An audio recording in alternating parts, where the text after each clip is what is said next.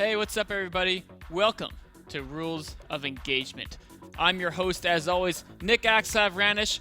Rules of Engagement is a Starcraft 2 tactical analysis show brought to you by MLG. It airs every week, Monday through Friday at 7 p.m. Eastern Time. And also, every day of the week, we got a different unique theme for you guys. Let's take a look at some of those right now.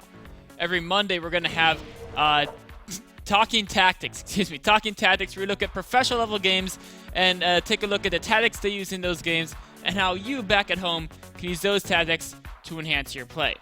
Every Tuesday, we're going to have Developing Fundamentals. This is where we take a look at some of the basic building blocks of what makes a good StarCraft 2 player and how to approach a competitive StarCraft 1 situation. It's a great show to basically catch back up and see maybe you're missing some key aspects of your play that'll help you jump up a notch or two in the ladder ranks. And also, if you have a friend, you want to introduce him to all the cool skill sets and what makes StarCraft 2 such a great game to watch and compete in, you can direct him to this show and go check it out. Every Wednesday is going to be Mechanics of the Bizarre. That's where we take a look at professional level games, but games that do things a little bit offbeat, some bizarre strategies, and I talk about why it worked or didn't work in that situation, and why maybe we don't see it all the time. Thursday is Community Critique. That's your chance for you viewers back at home to send me your replays. Go to majorleaguegaming.com/replays, and I'll take a look at your replays on that show. Friday is a day of self-reflection. That's where I take a look at my own replays, talk about what I did well in those games, what went wrong, and some of the tactics I used that maybe you can use back at home to help yourself if you're like me and maybe not quite the fastest player in the world, but how you can win more by strategy. So today is Wednesday. That means it's day of Mechanics of the Bizarre. We've got a couple cool games for you guys today. One, I'm going to talk about how to integrate Phoenix's Inn versus Terran in Hero versus Pult. Then about an early mass orbital play that Major uses versus Scarlet, and Roach Harassment versus Protoss in Lenok versus Rain. And of course, the end of the show is going to be question and answer. Tweet at me all your questions at @axslav. I'll answer all of them at the end of the show. And also, don't forget, if you want to catch back up on an old show or you missed part of this one, go to youtube.com/officialmlgsc2 to catch up on all your StarCraft 2 needs. So let's jump into integrating Phoenix's Inn versus Terran and Hero versus Pult. There's a couple things I want you to keep in mind when you do this. One is we're going to talk about what are Phoenixes good for when playing against Terran. Then, how should the Phoenixes affect your strategy? And then we're going to talk about how should the Phoenixes affect the tactics you use. So let's jump into this game, Hero versus Pult, and it's going to be starting at around the 8:30 mark.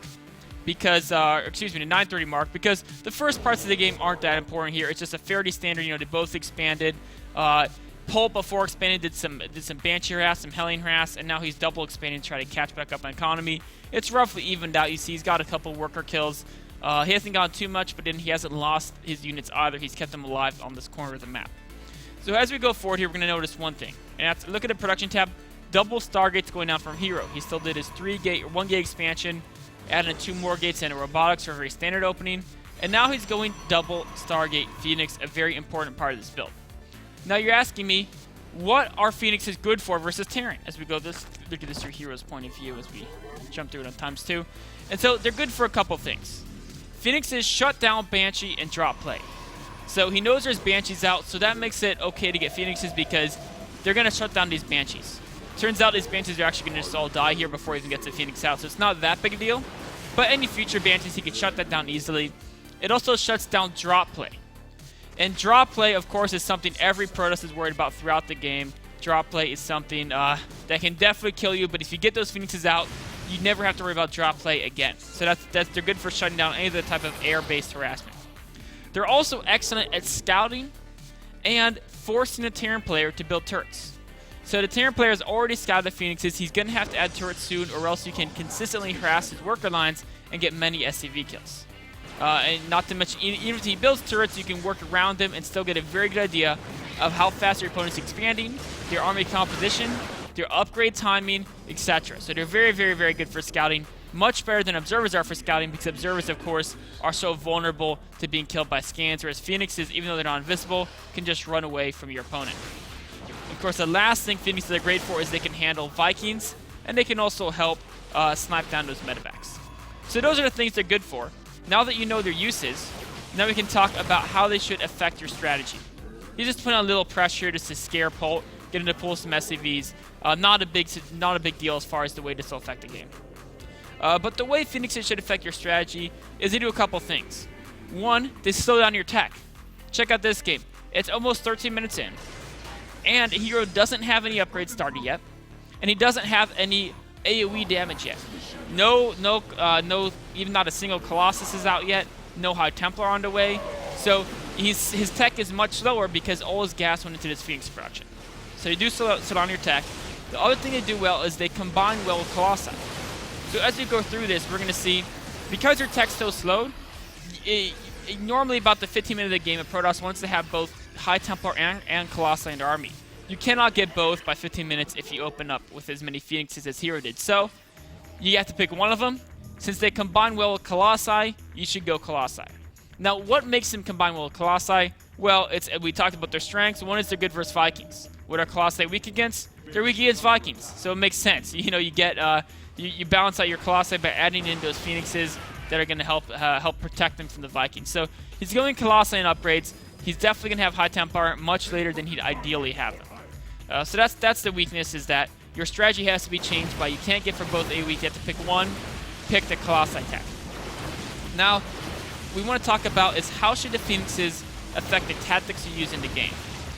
One is you should never be caught off guard.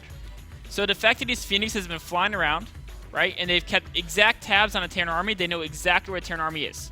And because he knows that the entire Terran army is in this spot right here, he knows, one, I don't need to split units off. So I won't be caught off guard with a drop because I know where his entire army is. I won't even be caught off guard by a frontal attack having like 4 Stalkers in the back of my base, because I know I don't need those 4 Stalkers in my base, and that's because if I invest in these Phoenixes and their greatest scouting, I should adjust my tactics and utilize that scouting to make sure my entire army is exactly where it needs to be at all times. I should never be caught off guard. That's the important part of making Phoenixes. And of course, the other part, how they affect your tactics, is you have to know whether you want to be offensive or defensive by utilizing that scouting. So his Phoenixes know a couple things. His Phoenixes have figured out that his opponent's third is not that much faster than his, right? He knows his opponent built a third base, but if you look at his vision, he knows that it was just in the main. It hasn't been flied out here yet. And his third is almost finished. And he's okay playing defensive endings because the third timings are roughly equal. He also knows the timing of his opponent's upgrades from flying around into base with the Phoenixes. So again, he knows that his opponent is not very far ahead in upgrades because he didn't see any armories when he flew through the base. In fact, if you go here, there's not even an armory just about to be started. He might think it might be halfway done. But in either case, he knows he's not too far behind in upgrades. He's not too far behind in economy. So there's no need to play aggressive. Just play defensive. That's how you can use the Phoenixes to change your tactics, because you have perfect information, so you know whether or not time's against you or whether it's for you. So as you go through this game, he's going to play defensive here. And this is a situation where if he was out on the map with this army, he would be totally slaughtered. This is a big Terran army with 5 medevacs, and he has no area of effect out quite yet. Now the first Colossus comes to join him, and now he can start to move on the map. But before that Colossus joined him, if he fought out in the open, where force fields are slightly mitigated, and a Terran army can get a great concave, he would be in a rough position because just because his army's weak. But he could know that because the Phoenixes were going to surround him, or Phoenixes were giving him the intelligence of exactly what his opponents had, and now he can use them to try to pick up these medevacs a little bit sloppy there. They probably should have been picking at the edge of the army, but he's afraid of losing him because Marines killed him very, very fast. And throughout this trade, you know, it wasn't perfect for him, but he was able to force the stim, get a couple kills, lost a couple units. Not too bad, not too great. And now he has more information. He knows, okay, the Terran player backed off. That means that he's probably investing in tech and trying to build his production up. I also know that I just finished my upgrades, and I also know that I have a bunch of Phoenixes out right now, right? He's had 5 Phoenixes out. I know that I've got 1 Colossus out already. The second, now I have Colossi, because there's 2 of them, so I got a couple Colossi out. And I know my opponent doesn't have any Vikings yet, because I've been scouting him. So this is a perfect time to try to put on a little bit of pressure, take some map control, because he has Colossi and Phoenixes, and his opponent has no way to deal with them quite yet. So right now he should be playing offensive. Of course, it turns out he's actually going to want to just stall out and wait for superior upgrades to kick in. They fast forward here to see if he decides to move out. But moving out right when his opponent had no Vikings could have been a great way to utilize the fact that his Phoenixes had such perfect information on his opponent. Unfortunately, now's the point he's just going to play it slow, taking expansion, and all of a sudden, at this point, his opponent's making Vikings, 4 at a time. They've built up quite a big Viking force. So, that was maybe a mistake by Hero, that he missed that timing, because the whole point of the Phoenix is so you have perfect information and you know exactly what your opponent's doing. Unfortunately, he didn't quite take advantage of it. Now he's going for the attack, and now it's a situation where, you know what, the opponent is in a good position. They got Vikings and Ghosts. This battle might not go too well for him. I mean, he does have some Storms here, and he actually has the High Templar position well, because the Ghost should die before they can EMP the Templar. So it's still good to attack here. And you could be saying, wait a minute, you said he should have attacked earlier, but it's still good to attack now? How does that make sense? Is it always good to attack? Well, the longer the game goes, the worse it gets for Hero, because the Terran's going to keep enhancing their composition. They can enhance their economy by adding orbital commands. They can enhance their composition by trading off Marines and drops and adding in more Ghosts and Vikings. Hero's composition is not going to get any better. I mean, he could use like 2 more High Templar, 3 more High Templar in his army, but otherwise, I mean, this is the Protoss Doom army already, whereas the Terran has not gotten their Doom army. So even though he's still going to lose the battle, the longer he waits, the worse it gets for him. And that's just the situation late game. You want to trade units, you want to try to trade them before Terran gets too many Ghosts in your army. And it's not a bad trade. The Storms are doing a lot of damage. He's getting okay kills. Yeah, if you look at units lost, he's losing more, but that's just the way. You're always going to be cost inefficient against Terran, but he knew he had to attack because the Terran army would soon get too big to fail, basically, I guess you can say. And so the game goes on from here. Now he's no longer making Phoenixes. He just used them to help buffer for the Colossi in that battle. So we're just going to stop it here, because it just goes into a standard PvT. It's a pretty back-and-forth game for the next 8 minutes. I actually don't even remember who won this game. You guys can check it out. It'll be in the replay description if you want. I think Hero wins. Polo overextends a couple times and falls a little bit behind.